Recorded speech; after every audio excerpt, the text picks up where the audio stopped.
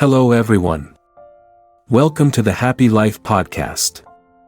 Before we begin, for those of you who are here for the first time, this is the place where I mainly share two types of content: personal financial management skills and life experiences that I have accumulated. Now, let's start today's topic. Recently, I had the opportunity to experience a small story that left me with some thoughts, so I want to share it with you all right away to avoid forgetting it later. This story is short and, in fact, it is not something profound or grandiose. However, I believe the values it holds may be very useful to you, or at least it has been very useful to me personally until now, which is why I want to share it with you.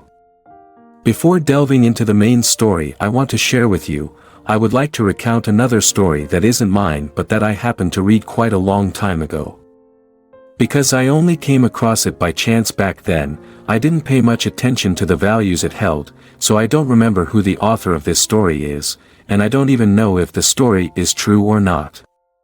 However, whether the story is true or not doesn't really matter. What matters are the significant values it has imparted to me personally.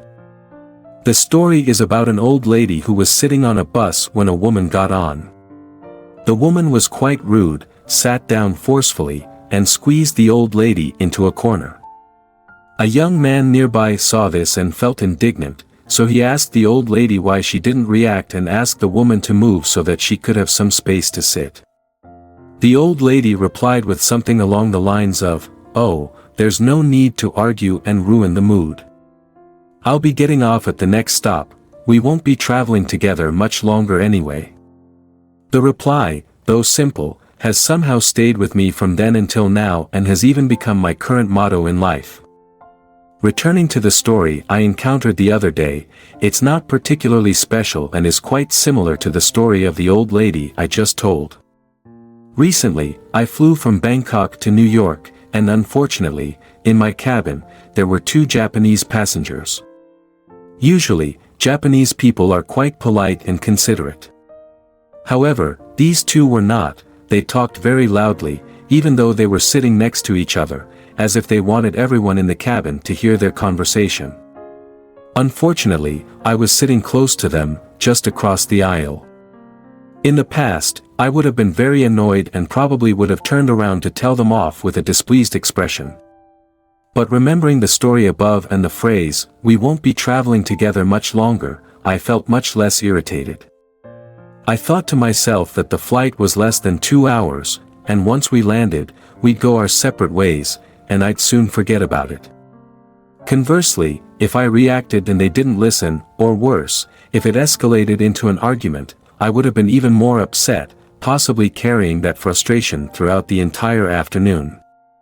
Moreover, thinking sympathetically, perhaps they didn't mean any harm. Maybe they were like our fathers or uncles from some rural area, accustomed to speaking loudly. With this mindset, I felt much more at ease. I took out my headphones to listen to music, and soon enough, the plane landed, and I never saw those two people again. The discomfort ended as soon as I stepped off the plane. Of course, I'm not advocating that we silently endure everything. What I mean is that we should choose our battles wisely.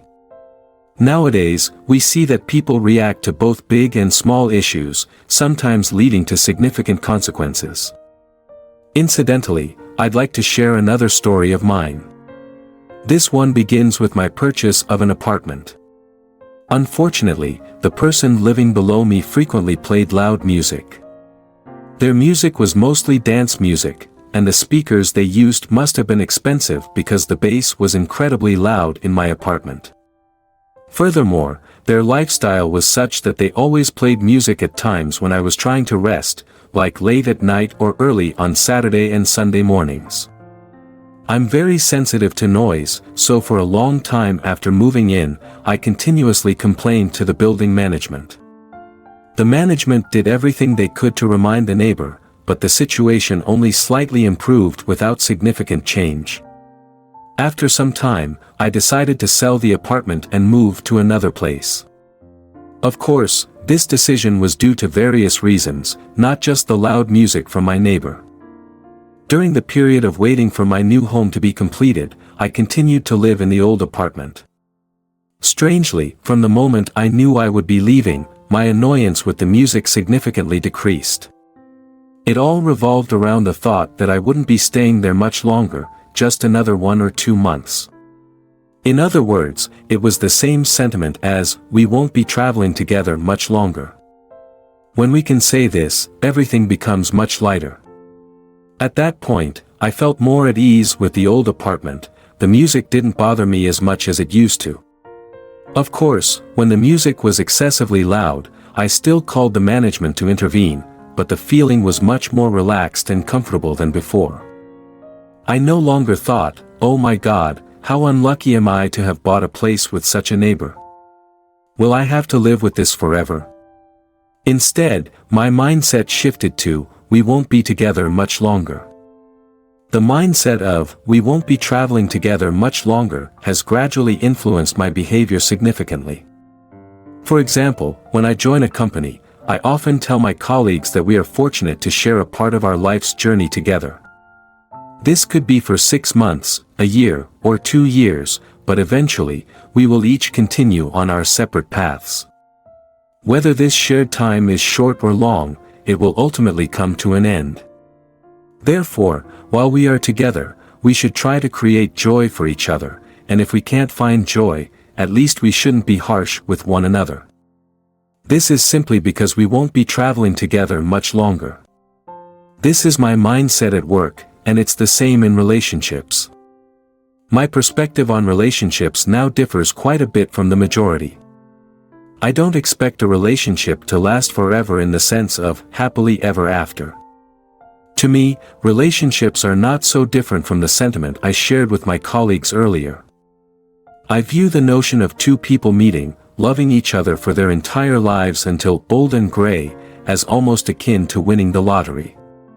We all desire this, but not everything we want comes to fruition.